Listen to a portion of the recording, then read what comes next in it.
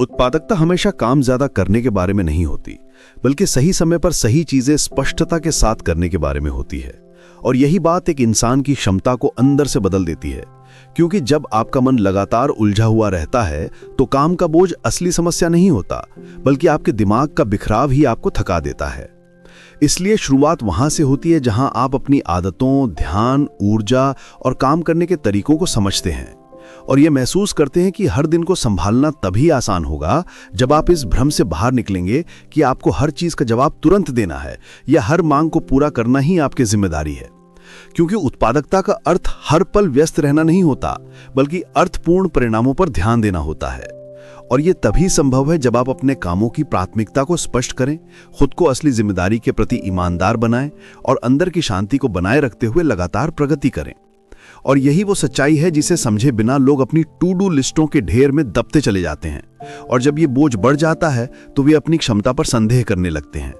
इसीलिए पुस्तक बताती है कि दिन को सही ढंग से शुरू करने के लिए आपको स्पष्टता चाहिए, और स्पष्टता तभी आती है जब आप अपने दिमाग से कार्रवाई करने की हड़बड़ी निकालकर उसे दिशा देने की क्षमता विकसित करते हैं और हर कार्य को महत्वपूर्ण और तात्कालिक के बीच सही जगह पर रखते हैं, ताकि आपका समय उन चीजों पर खर्च ना हो जो दिखने में जरूरी लगती हैं पर असल में आगे बढ़ने में योगदान नहीं करती। क्योंकि लोग अक्सर काम के नाम पर ऐसे कामों में उलझ जाते हैं जो बस व्यस्तता का भ्रम पैदा करते हैं, जबकि वास्तविक उपलब्धि वहीं से मिलती है जहां आपका ध्यान गहरा और स्थिर हो और आप खुद से पूछें कि मैं ये क्यों कर रहा हूं, किसके लिए कर रहा हूं और क्या ये मेरी बड़ी तस्वीर से मेल खाता है।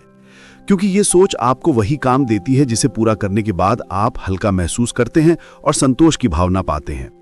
इसलिए लेखक लगातार इस विचार पर जोर देती है कि अपने दिमाग की ऊर्जा को समझना सीखें, क्योंकि इंसानी दिमाग लगातार चलने वाली मशीन नहीं है। वो थकता है, रुकता है, बिखरता है और दोबारा फोकस पाने के लिए उसे विराम और संतुलन की जरूरत होती है। और जब आप अपनी कार्यशैली को इस प्राकृतिक प्रक्रिया के साथ मिलाते हैं, तब आप अपने काम के प्रवाह को बहुत सहज तरीके से नियंत्रित कर पाते हैं। उदाहरण के लिए, जब आप अपने दिन की शुरुआत ईमेल्स, नोटिफिकेशंस और दूसरों की मांगों से करते हैं तो आप अपने नियंत्रण को दूसरों के हाथ में दे देते हैं। लेकिन जब आप अपने दिन की शुरुआत शांत मन से अपने कामों की योजना बनाकर करते हैं, तब आप दिशा तय करते हैं और आपका दिमाग प्रतिक्रियाशील मोड से बाहर निकलकर रचनात्मक मोड में आ जाता है। और यही आपको वास्तव में उत्पादक बनाता है, क्योंकि काम करना नहीं बल्कि सही काम करना आपकी क्षमता को आगे बढ़ाता है। और लोग अक्सर इस बात को नजरअंदाज कर देते हैं कि उत्पादकता समय मैनेजमेंट का मुद्दा नहीं बल्कि ध्यान मैनेजमेंट का मुद्दा है।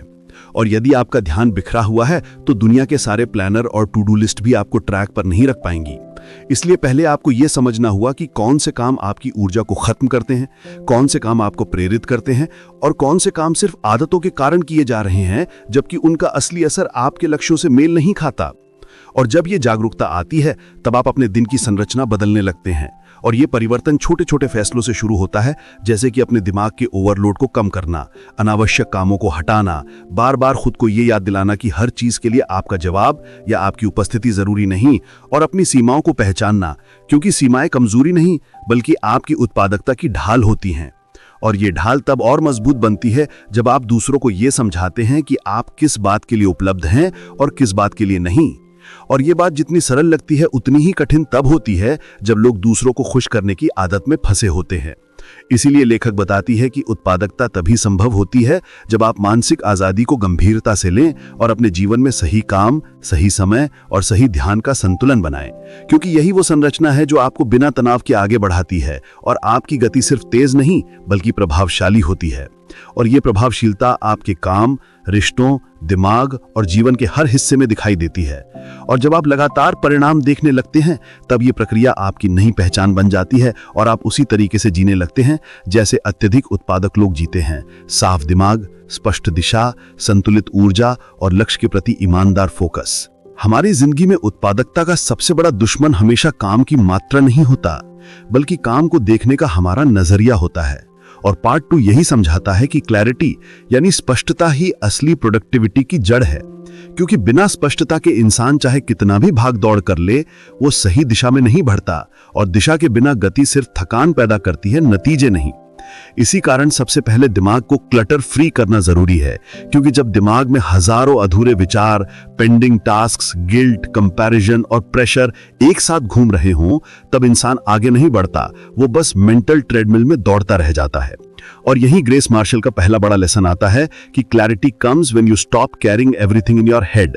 मतलब दिमाग रिमाइंडर्स रखने की जगह नहीं है, सोचने की जगह है।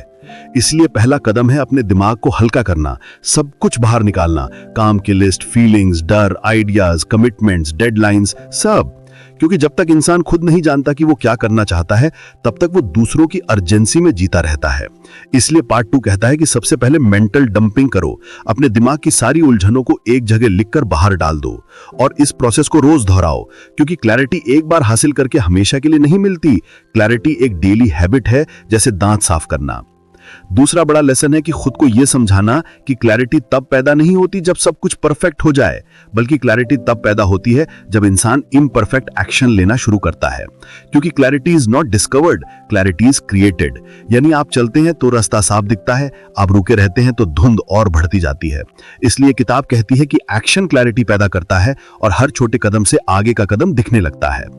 तीसरी बात यह कि क्लैरिटी तब आती है जब इंसान खुद के लिए काम करता है, ना कि किसी इमेजिनरी ऑडियंस, सोसाइटी या लोगों की अप्रूवल के लिए। क्योंकि जब इंसान दूसरों को इंप्रेस करने के लिए काम करता है, तब वो अपने स्टैंडर्ड्स का कैदी बन जाता है और ये कैद प्रोडक्टिविटी को मार देती है।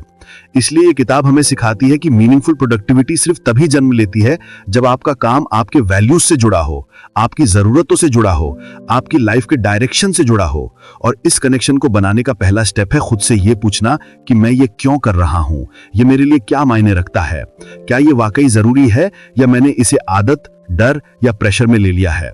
जितने ज्यादा ऑनेस्ट जवाब इंसान खुद से देगा, उतना ही उसके लक्ष्य साफ होते जाएंगे। चौथा बड़ा लेसन यह है कि क्लैरिटी का मतलब सब कुछ करना नहीं है। क्लैरिटी का मतलब है सही चीजों को करना और गलत चीजों को ना कहना।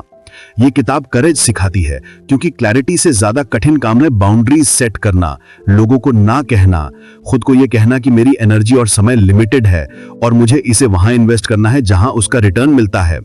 इसलिए किताब कहती है कि सक्सेसफुल लोग ज्यादा काम नहीं करते, वे सही काम करते हैं।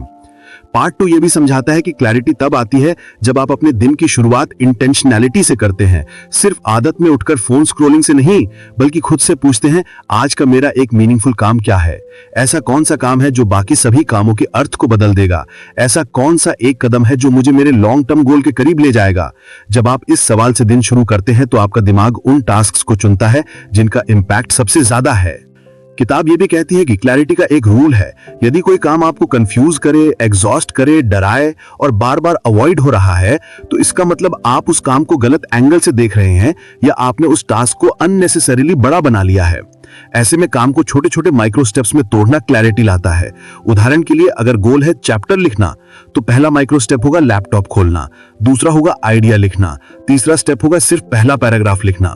जैसे ही बड़े काम को छोटे टुकड़ों में तोड़ते हैं, दिमाग डरना छोड़कर चलने लगता है। पार्ट 2 आगे बताता है कि क्लैरिटी को बनाए रखने का सबसे शक्तिशाली तरीका है एनर्जी अवेयरनेस। मतलब ये जानना कि आप कब सबसे ज्यादा फ्रेश, अलर्ट और प्रोडक्टिव होते हैं, क्योंकि क्लैरिटी हमेशा दिमाग के फ्रेश मोमेंट्स में बनती है। थके हुए दिमाग से निकले निर्णय हमेशा गलत होते हैं। इसलिए किताब सिखाती है कि अपने हाई एनर्जी आवर्स को वो काम दो जो सबसे महत्वपूर्ण हो और लो एनर्जी आवर्स को रूटीन टास्क्स दो, ताकि दिमाग पर डिसीजन लोड कम हो और क्लैरिटी बढ़े। इस पार्ट में एक और महत्वपूर्ण बात कही गई है कि क्लैरिटी का मतलब डिस्ट्रैक्शन से दूर रहना भी है, क्योंकि हर नोटिफिकेशन, हर इंटरप्शन, हर छोटी अर्जेंसी आपका ध्यान तोड़ती है और ध्यान टूटा तो क्लैरिटी टूट गई। इसलिए किताब कहती है guard your focus like treasure. अपने अटेंशन को ऐसे बचाओ जैसे ये आपकी सबसे कीमती पूंजी हो, क्योंकि यही प्रोडक्टिविटी की जड़ है। क्लैरिटी तब भी आती है जब आप कंपैरिजन ट्रैप से बाहर निकलते हैं, क्योंकि जब इंसान लगातार दूसरों के रिजल्ट से खुद को कंपेयर करता है तो उसका विजन धुंधला हो जाता है, वो खुद को कम समझने लगता है और क्लैरिटी इनसिक्योरिटी में दब जाती है। इसलिए ग्रेस मार्शल हमें सिखाती है कि क्लैरिटी का पहला एनिमी कंपैरिजन है और क्लैरिटी तभी आती है जब इंसान अपना फोकस दूसरों से हटाकर खुद पर लगाता है। इस पार्ट का अंतिम लेसन यह है कि क्लैरिटी कोई वन टाइम अचीवमेंट नहीं, क्लैरिटी एक कंटिन्यूअस डिसिप्लिन है। ये रोज चुनना पड़ता है, रोज साफ करना पड़ता है, रोज रिफाइन करना पड़ता है। और जब क्लैरिटी आती है तो प्रोडक्टिविटी एफर्टलेस हो जाती है, क्योंकि इंसान तब सिर्फ बिजी नहीं होता बल्कि इफेक्टिव होता है, पर्पसफुल होता है और मीनिंगफुल रिजल्ट्स पैदा करता है। यही क्लैरिटी की ताकत है। ये आपके काम को गति देती है और आपकी जिंदगी को दिशा देती है। उत्पादकता का असली खेल हमेशा समय को हराने का नहीं, बल्कि अपने मन को समझने का होता है। और यही वो बिंदु है जहां लोग अक्सर गलती कर जाते हैं, क्योंकि वे मानते हैं कि अधिक काम का मतलब अधिक परिणाम होता है, जबकि सच ये है कि परिणाम उस समय से आते हैं जिसे आप स्पष्टता, सादगी और फोकस में बदलते हैं, ना कि उस घंटे की गिनती से जो आप अपने टेबल पर बैठकर काट देते हैं।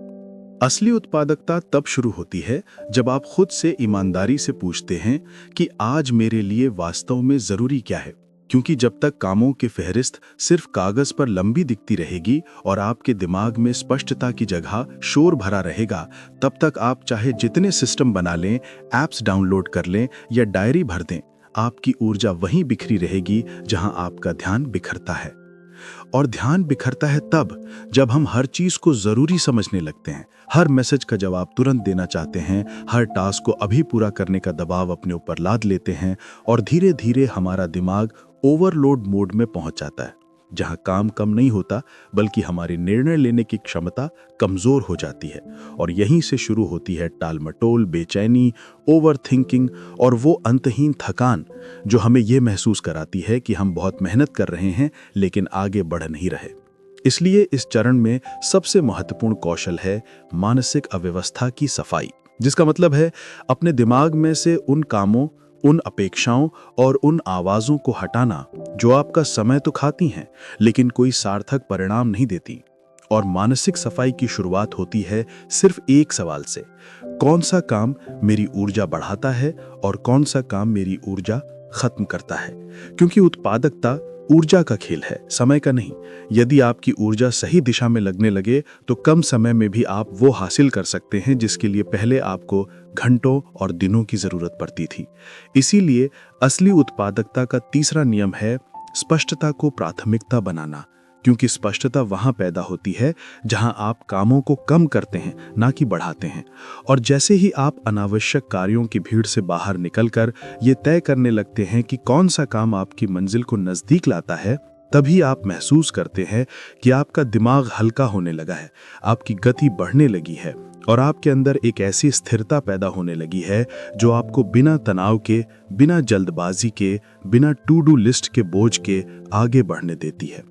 और यही वो मोड़ है जहां आप समझते हैं कि वास्तविक उत्पादकता कभी भी ज्यादा करने की आदत नहीं होती, बल्कि सही चुनने की क्षमता होती है। और यही क्षमता आपको बाकी लोगों से अलग करती है और आपकी जिंदगी को उस दिशा में धकेलती है जहां काम आपकी थकान नहीं बढ़ाते, बल्कि आपको आपके उद्देश्य के और करीब ले जाते हैं। प्रोडक्टिविटी का असली जादू तभी खुलता है जब इंसान ये समझ ले कि काम कम करना या ज्यादा करना आपको प्रोडक्टिव नहीं बनाता, बल्कि सही दिशा में सही ऊर्जा के साथ काम करना ही प्रोडक्टिविटी की असली पहचान है। पार्ट 4 का मूल संदेश यही है कि क्लैरिटी और कंट्रोल मिलना तभी शुरू होता है जब आप अपनी एनर्जी साइकिल्स को समझते हैं। हर इंसान एक ही दिन में कई अलग अलग मानसिक अवस्थाओं से गुजरता है। कभी हम शार्प होते हैं, कभी डल, कभी क्रिएटिव फ्लो में होते हैं, कभी एग्जॉस्टेड। लेकिन ज़्यादातर लोग प्रोडक्टिविटी को इस तरह देखते हैं जैसे कि वो एक स्ट्रेट लाइन है जिस पर पूरे दिन एक जैसा आउटपुट मिलना चाहिए, और यही सबसे बड़ी गलती है। ग्रेस मार्शल कहती हैं कि प्रोडक्टिव लोग टास्क लिस्ट नहीं बल्कि अपनी एनर्जी को मैनेज करते हैं। जब दिमाग फ्रेश हो तो टफेस्ट काम पहले, जब दिमाग हैवी लगे तो एडमिन वाले काम, जब एनर्जी डाउन हो तो डीप वर्क नहीं बल्कि स्मॉल रूटीन टास्क्स। यही वो स्विच है जो एवरेज और ब्रिलियंट प्रोडक्टिविटी के बीच फर्क पैदा करता है। कंट्रोल तब आता है जब आप जानते हो कि आप कब किस तरह का काम सबसे अच्छा कर सकते हैं। लोगों की आदत होती है कि वो दिन के सबसे एनर्जेटिक समय को सोशल मीडिया, ईमेल्स या रैंडम डिस्ट्रैक्शंस में वेस्ट कर देते हैं। डे का सबसे कीमती हिस्सा मॉर्निंग का पहला आवर होता है। क्योंकि दिमाग उस समय सबसे ज़्यादा कैपेसिटी में काम करता है, लेकिन लोग उसी समय फ़ोन नोटिफिकेशंस में खो जाते हैं। ग्रेस मार्शल इसे प्रोडक्टिविटी लीकेज कहती हैं, मतलब एनर्जी और अटेंशन ऐसी जगह बर्बाद हो जाना जहां से रिटर्न ज़ीरो मिले। इसलिए सबसे पहले आपको अपनी मॉर्निंग एनर्जी को प्रोटेक्ट करना है। इसकी शुरुआत कुछ पावरफुल माइक्रो हैबिट से होती है, जैसे सुबह उठते ही पहला काम फ़ोन चेक नहीं करना, अपने दिन का सबसे ज़रूरी काम पहले 60 से 90 मिनट में करना, बिना किसी ब्रेक या डिस्ट्रैक्शन के डीप फोकस में। इस प्रैक्टिस को ग्रेस कहती है प्रोटेक्टेड फोकस टाइम। ये वो समय है जब आप किसी को मैसेज नहीं करते, किसी कॉल का जवाब नहीं देते, किसी ईमेल का रिप्लाई नहीं देते, आप बस अपने सबसे ज़रूरी काम में डूब जाते हैं। और चौंकाने वाली बात यह है कि सिर्फ 60 मिनट की ये हैबिट आपका दिन 4 गुना ज़्यादा प्रोडक्टिव बना देती है, क्योंकि जब सबसे ज़रूरी काम दिन की शुरुआत में पूरा हो जाता है तो बाकी सब काम हल्के लगते हैं। पार्ट 4 का दूसरा बड़ा लेसन है बाउंड्रीज बनाना। लोग सोचते हैं कि वो मल्टीटास्किंग कर रहे हैं, लेकिन असल में उनका दिमाग हर 30 से 40 सेकंड में कॉन्टेक्स्ट स्विच कर रहा होता है, जिससे प्रोडक्टिविटी 40% तक गिर जाती है। बाउंड्री सिर्फ दूसरों के लिए नहीं बल्कि खुद के लिए भी ज़रूरी हैं। इसका मतलब है दिन में कुछ समय ऐसे तय करना जब आप कॉल्स नहीं उठाते, ईमेल्स नहीं पढ़ते और किसी मीटिंग में नहीं जाते। बाउंड्रीज का मतलब है अपने दिमाग को परमिशन देना कि वो अनइंटरप्टेड काम कर सके। ज़रूरत पड़ने पर नो बोलना भी प्रोडक्टिविटी का एक हिस्सा है। ग्रेस बताती हैं कि लोग अक्सर यस इसलिए बोल देते हैं क्योंकि उन्हें गिल्टी फील होता है, लेकिन हर यस का मतलब है कि आपने अपने टाइम का एक हिस्सा किसी और को दे दिया, जिसका मतलब आपने अपने किसी ज़रूरी काम को नो बोल चुके हैं। इसलिए बाउंड्रीज बनाना मतलब है अपने काम को, अपनी एनर्जी को, अपने दिन को इम्पोर्टेंस देना। पार्ट 4 का तीसरा कोर आइडिया है work with intention not reaction. लोग दिन भर दूसरों की एक्सपेक्टेशंस के हिसाब से रिएक्ट करते रहते हैं। ईमेल आया तो रिप्लाई, कॉल आया तो पिक, मैसेज आया तो आंसर, लेकिन ट्रूली प्रोडक्टिव लोग पहले खुद डिसाइड करते हैं कि उनके लिए आज क्या इंपॉर्टेंट है एंड फिर उसी के हिसाब से काम करते हैं। वो अपने डे को ऑटो पायलट पर नहीं छोड़ते, वो अपने टाइम का मालिक बनते हैं। एक पावरफुल लाइन है, if you don't plan your day someone else will plan it for you.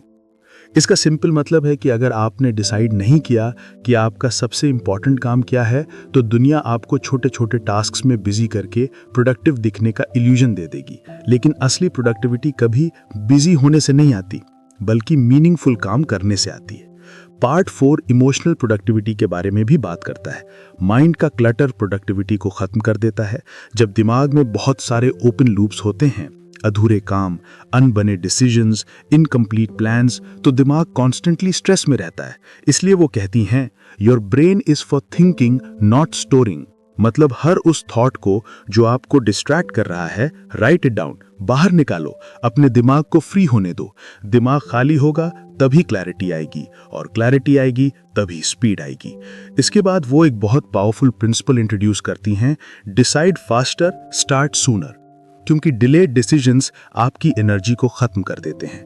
ज़्यादातर लोग सोचते रहते हैं, प्लान करते रहते हैं, but they never start. Starting he productivity का सबसे बड़ा वेपन है।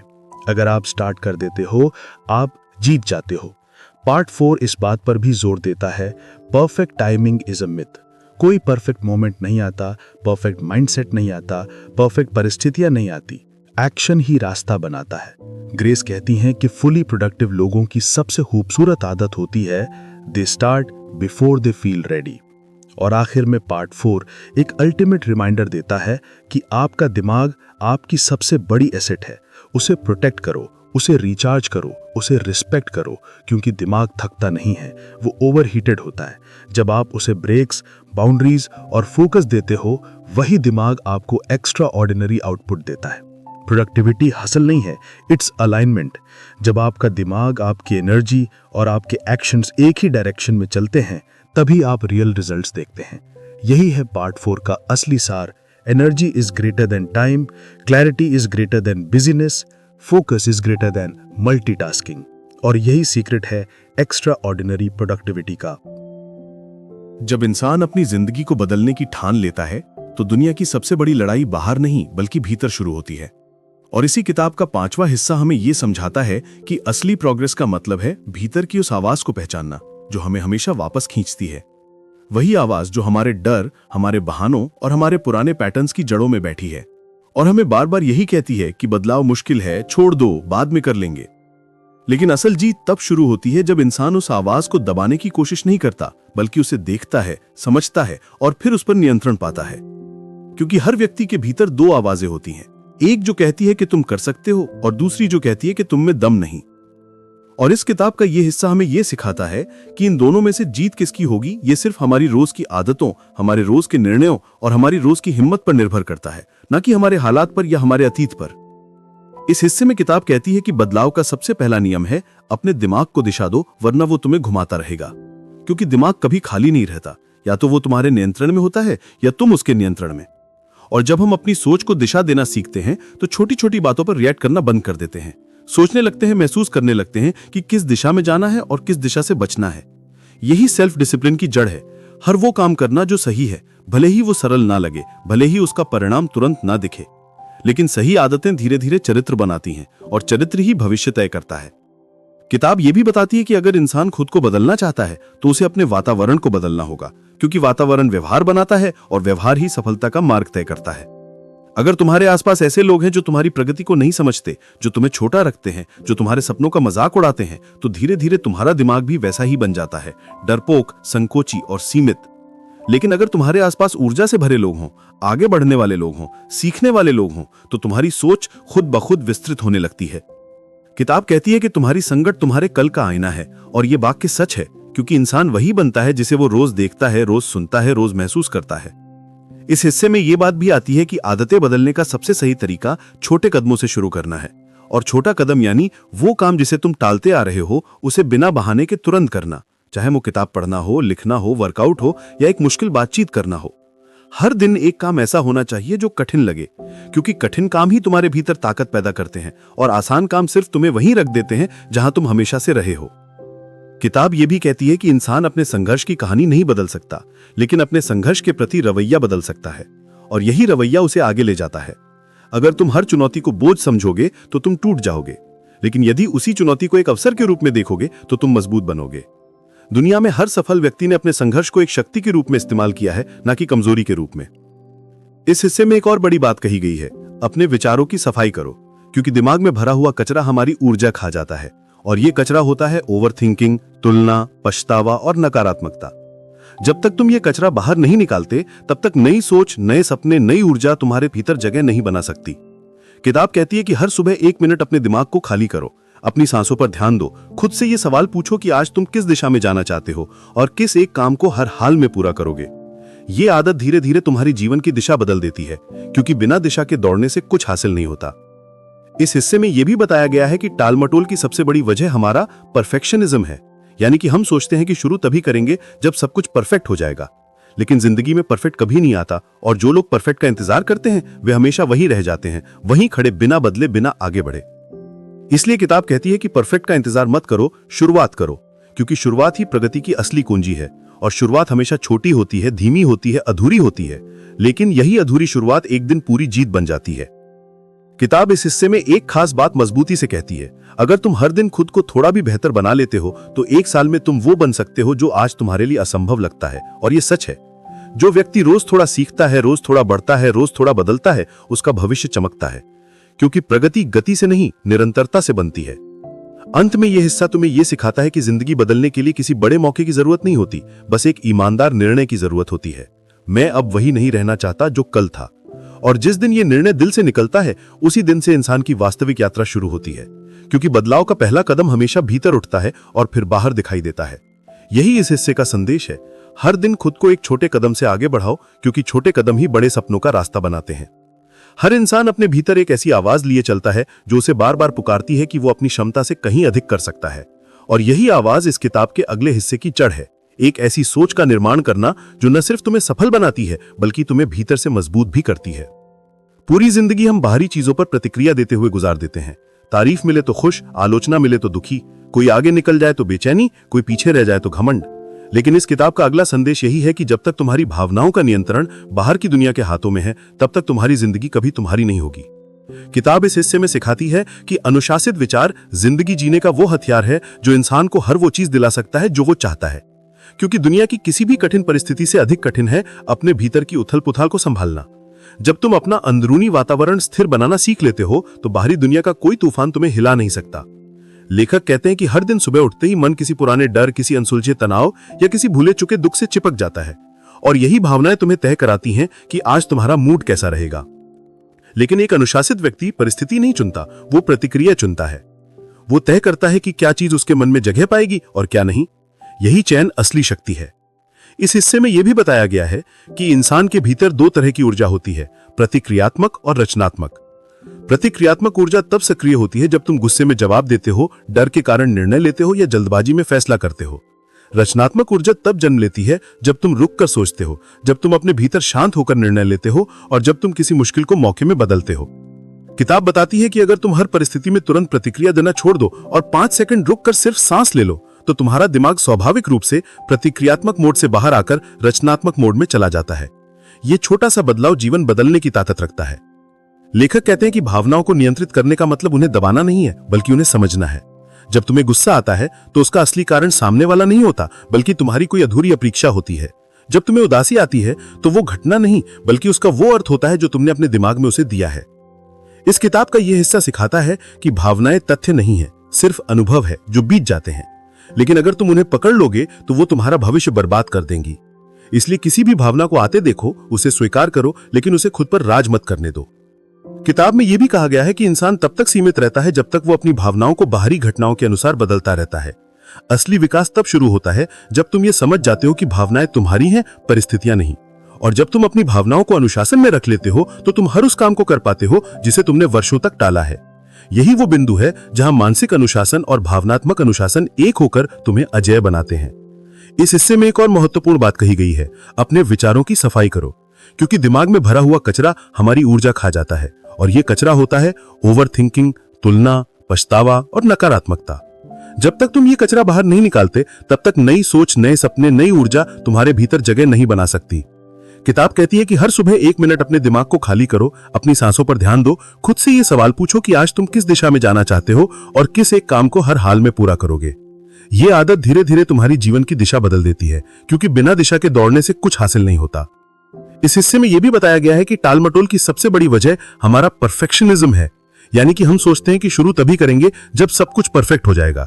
लेकिन जिंदगी में परफेक्ट कभी नहीं आता, और जो लोग परफेक्ट का इंतजार करते हैं वे हमेशा वहीं रह जाते हैं, वहीं खड़े, बिना बदले, बिना आगे बढ़े। इसलिए किताब कहती है कि परफेक्ट का इंतजार मत करो, शुरुआत करो, क्योंकि शुरुआत ही प्रगति की असली कुंजी है। और शुरुआत हमेशा छोटी होती है, धीमी होती है, अधूरी होती है, लेकिन यही अधूरी शुरुआत एक दिन पूरी जीत बन जाती है।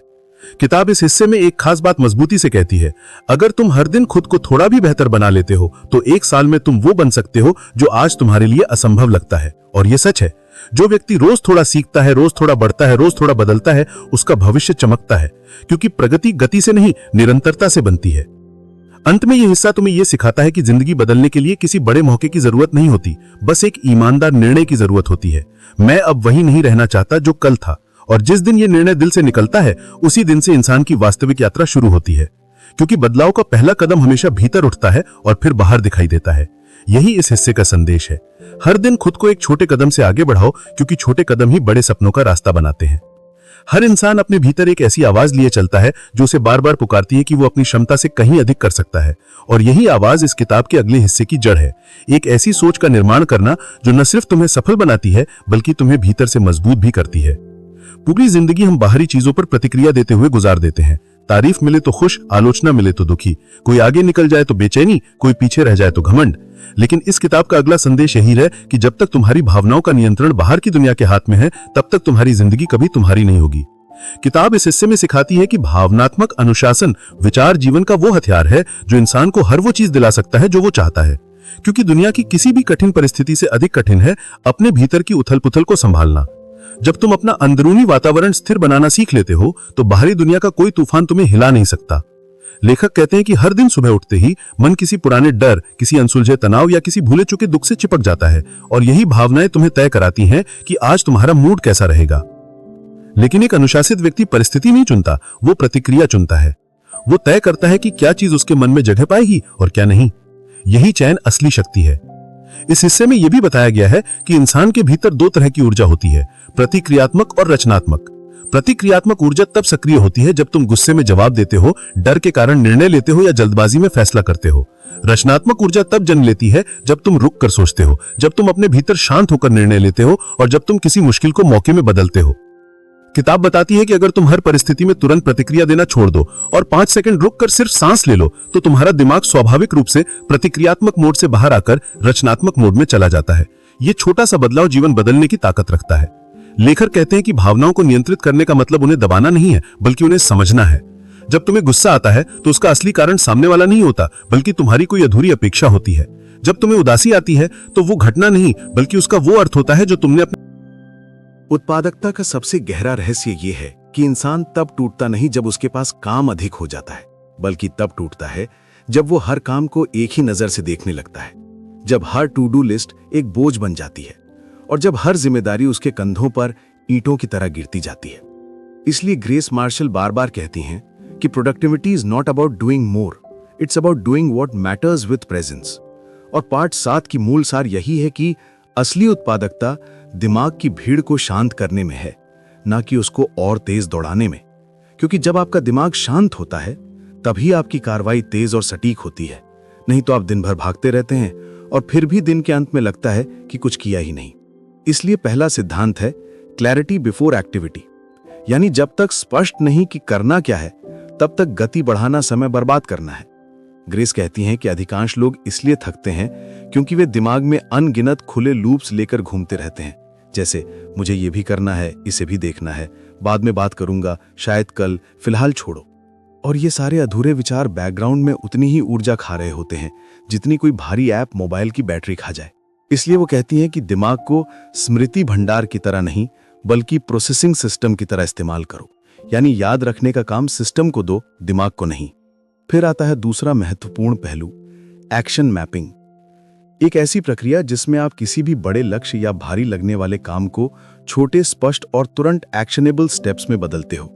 क्योंकि दिमाग अस्पष्टता से डरता है, लेकिन छोटे और स्पष्ट कदमों से नहीं। उदाहरण के लिए, यदि आपने सोचा कि मुझे अपना रूम सेट करना है, यह दिमाग के लिए बहुत बड़ा और अनिश्चित टास्क है।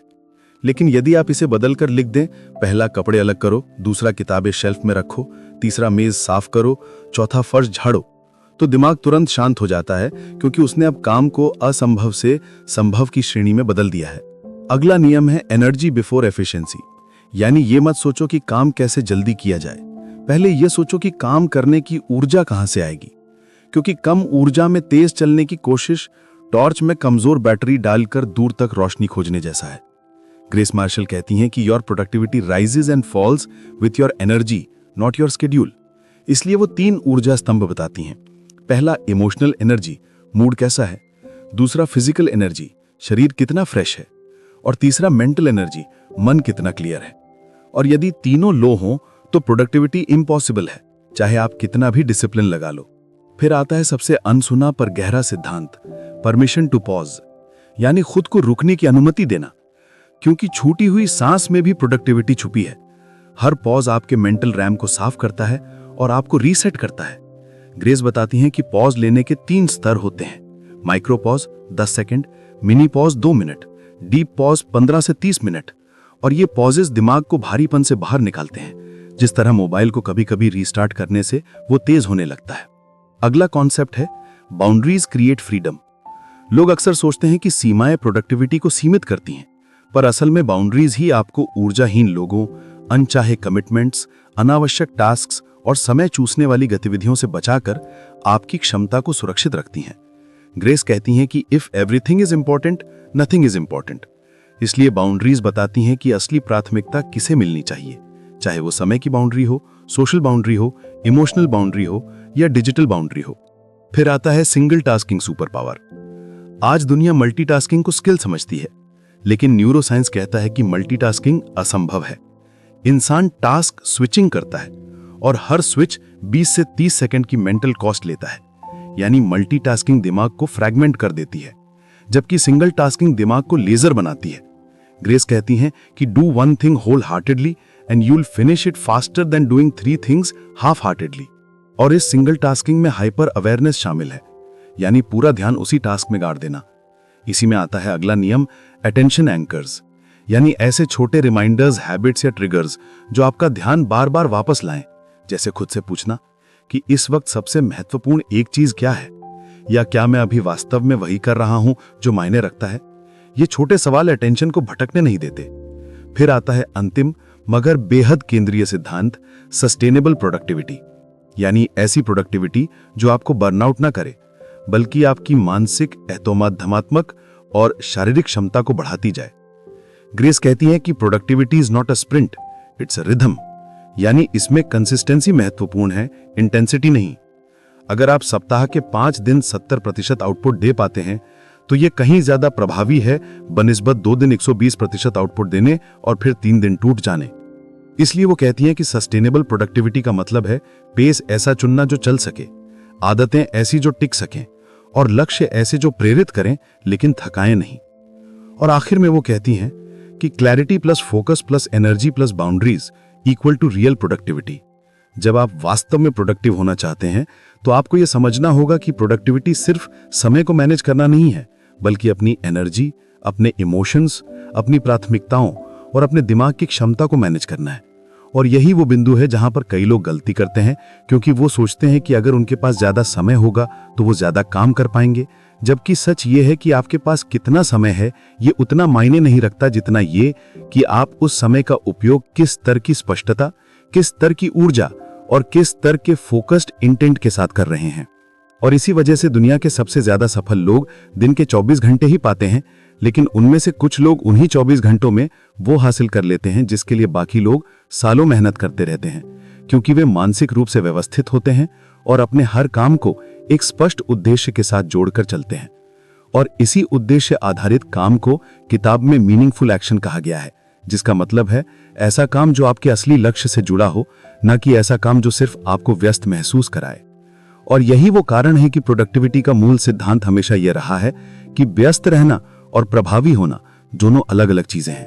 और असली प्रोडक्टिव व्यक्ति वही है जो ये पहचान सके कि उसको कौन सा काम करना चाहिए और कौन सा काम नहीं करना चाहिए।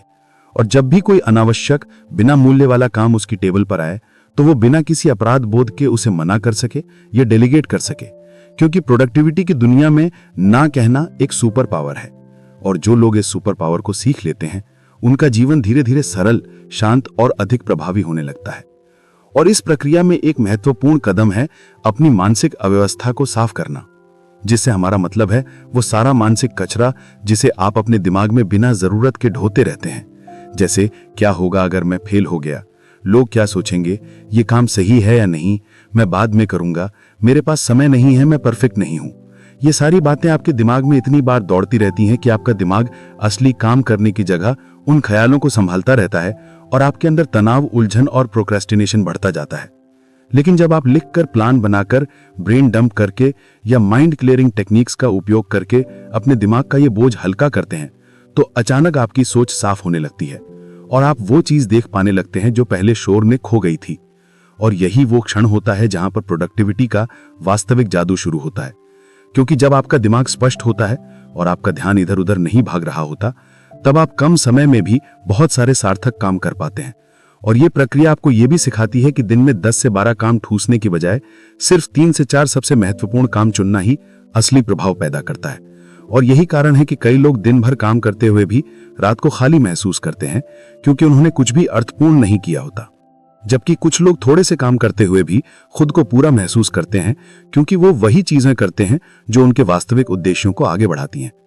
और इस पूरे सिस्टम का अगला बड़ा हिस्सा है बाउंड्रीज, यानी सीमाएं। क्योंकि जब तक आप अपने समय, अपनी ऊर्जा और अपने ध्यान के लिए सीमाएं तय नहीं करते, तब तक लोग, स्थितियां और आदतें आपका समय खा जाएंगी और आप हर रोज शाम को यही सोचते रहेंगे कि आपने पूरा दिन किसमें गवा दिया।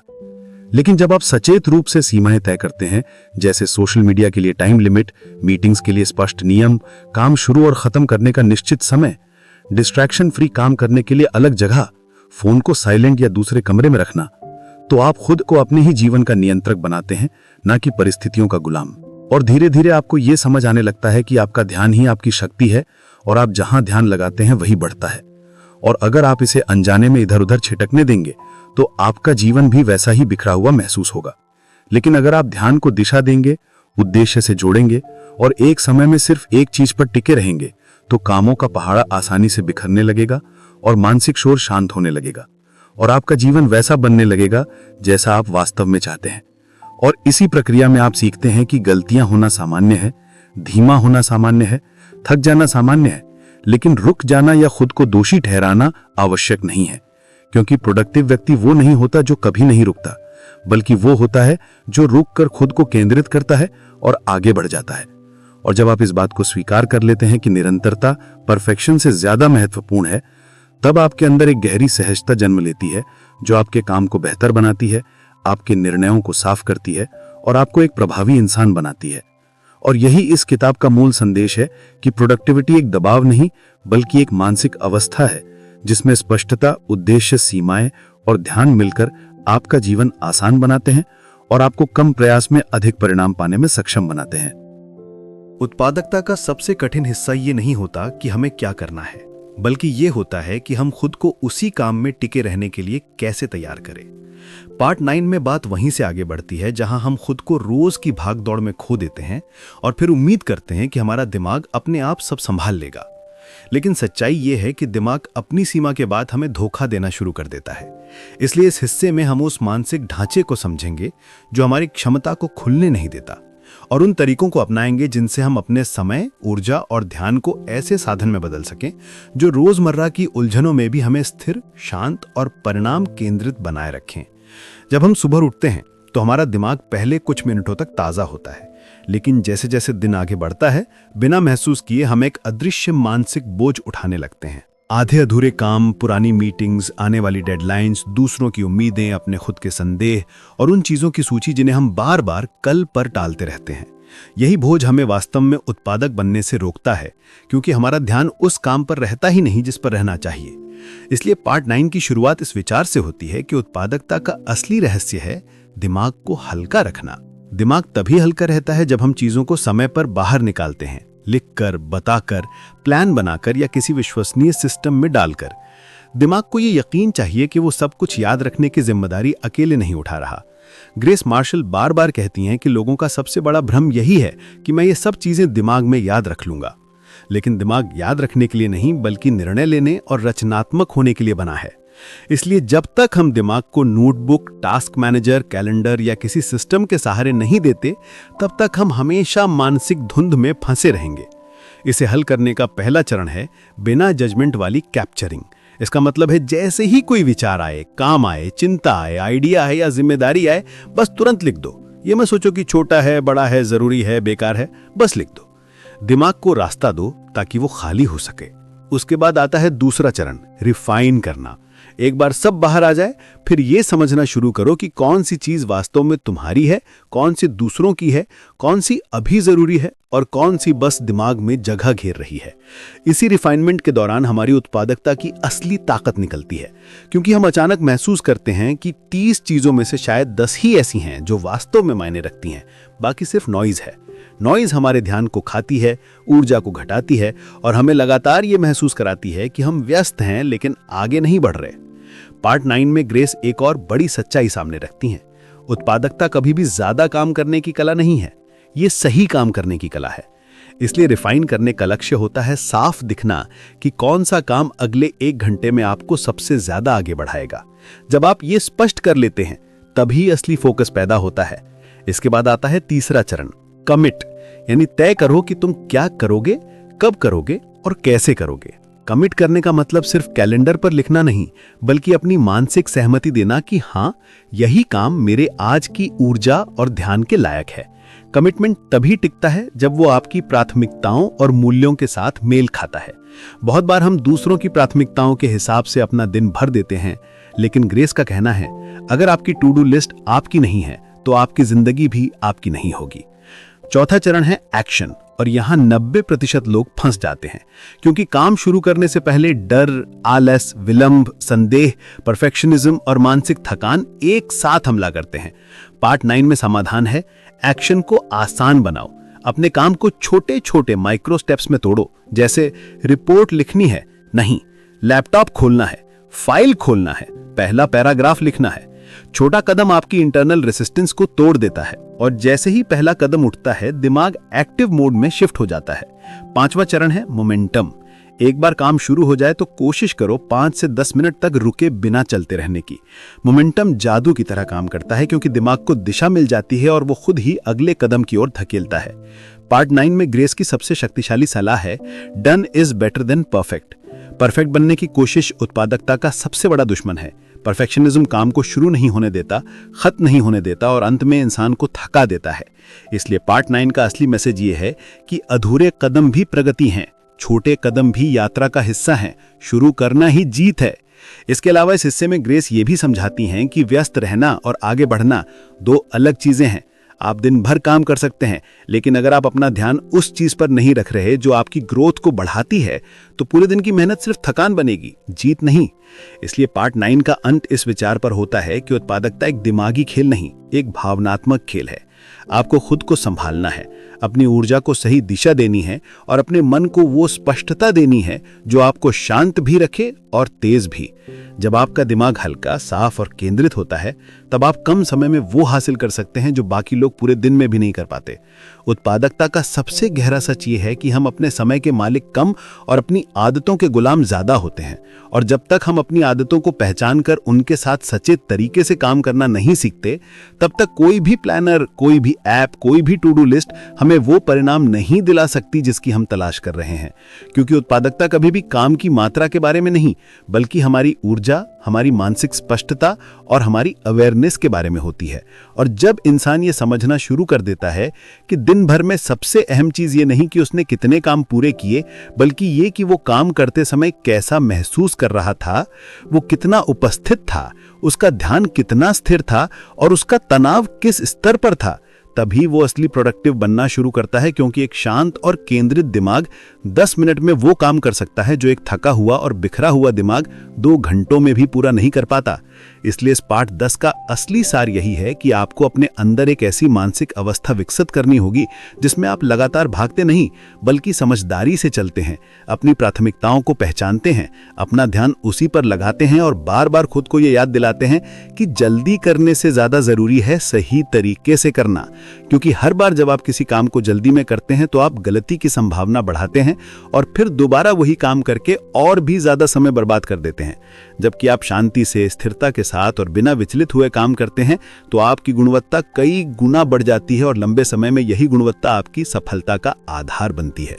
और बात सिर्फ काम की गुणवत्ता की नहीं, बात आपके दिमाग की है। क्योंकि दिमाग अगर हर समय दौड़ता रहेगा तो वो कुछ भी हासिल करने से पहले ही थक जाएगा। इसलिए इस पूरी किताब का अंतिम मैसेज यही है कि अपनी मानसिक ऊर्जा की रक्षा करो, उपयोग करो, ट्रैक करो और उसे फालतू चिंताओं में बहने मत दो। क्योंकि मानसिक ऊर्जा किसी भी लक्ष्य को पाने का सबसे बड़ा ईंधन है और अगर ये ईंधन कम होगा तो आपकी गाड़ी चाहे कितनी ही महंगी, कितनी ही तेज क्यों ना हो, वो दूर तक नहीं जा पाएगी। इसी बात को समझते हुए आपको अपने दिन में ऐसे माइक्रो मूवमेंट्स बनाने होंगे जहां आप रुकें, सांस लें, खुद को चेक करें और ये पूछें कि क्या मैं अभी सही दिशा में बढ़ रहा हूं, और अगर नहीं तो तुरंत वापसी करें, क्योंकि दिशा बदलना कभी देर नहीं होती। अक्सर हम सोचते हैं कि उत्पादकता का मतलब होता है हर समय एक्शन में रहना, लेकिन सच्चाई यह है कि सबसे प्रोडक्टिव लोग वही हैं जो जानते हैं कि कब रुकना है, कब सोचना है, कब ब्रेक लेना है और कब काम को टालना नहीं बल्कि इंतजार करना है, ताकि सही समय आने पर वो काम कम समय और कम प्रयास में पूरा हो जाए।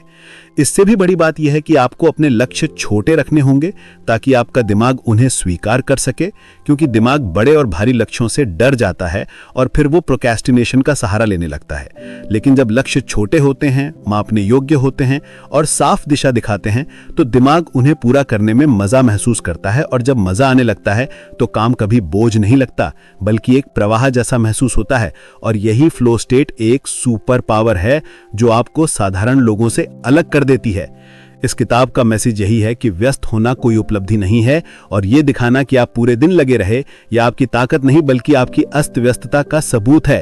क्योंकि व्यस्त लोग अक्सर थके हुए, परेशान और उलझे होते हैं, जबकि प्रोडक्टिव लोग शांत, नियंत्रण में और आत्मविश्वासी होते हैं, क्योंकि उन्हें पता होता है कि वो क्या कर रहे हैं और क्यों कर रहे हैं। आपको भी अपने जीवन में यही लेवल विकसित करना है, clarity plus intentional action plus काम माइंडसेट, और इन सब का आधार है अवेयरनेस। अपनी ऊर्जा की, अपनी क्षमता की, अपनी सीमाओं की और अपने ध्यान की अवेयरनेस। जब आप ये समझना शुरू कर देते हैं कि आपका दिमाग कब सबसे अधिक सक्रिय है, कब थक जाता है, कब विचलित होता है, कब बहकता है और कब फोकस करता है, तब आप अपने लिए एक ऐसा सिस्टम बनाते हैं जो सिर्फ टिकाऊ ही नहीं बल्कि आपको लगातार आगे बढ़ाता है। किताब के अंत में यही बताया जाता है कि जीवन सिर्फ काम पूरा करने के बारे में नहीं, ये उस व्यक्ति में बदलने के बारे में है जिसे काम पूरा करना मुश्किल नहीं लगता। जब आप अपनी पहचान को मैं प्रोडक्टिव इंसान हूं के स्तर पर बदल देते हैं तो आपका दिमाग खुद ही उन आदतों और व्यवहारों को अपनाना शुरू कर देता है जो प्रोडक्टिविटी बढ़ाते हैं, क्योंकि दिमाग हमेशा वही करता है जो आपकी पहचान कहती है। अगर आपकी पहचान कहती है मैं आलसी हूं तो दिमाग आपको आलसी बनाए रखेगा। अगर आपकी पहचान कहती है मैं हमेशा समय पर नहीं कर पाता तो दिमाग वही पैटर्न रिपीट करेगा। लेकिन अगर आपकी पहचान कहती है मैं एक इंटेंशनल, शांत, डिसिप्लिन्ड और स्मार्ट वर्किंग व्यक्ति हूं तो दिमाग उसी पहचान के अनुसार आपके व्यवहार को शेप करेगा। ये किताब आपको याद दिलाती है कि असली प्रोडक्टिविटी तब शुरू होती है जब आप सिर्फ अपने टास्क्स को मैनेज नहीं बल्कि खुद को मैनेज करते हैं, अपने विचार, अपनी उम्मीदें, अपनी सीमाएं और अपनी ऊर्जा। और अंत में यही सबसे बड़ा मैसेज है कि आपका समय कीमती है लेकिन आपकी मेंटल क्लैरिटी उससे भी ज्यादा कीमती है। उसे बचाइए, उसे संभालिए, उसे बेकार चीजों में मत बहने दीजिए, क्योंकि जिस दिन आप अपनी क्लैरिटी और प्रेजेंस को मास्टर कर लेते हैं उस दिन से आपके जीवन की दिशा, गति और गुणवत्ता तीनों बदल जाती हैं।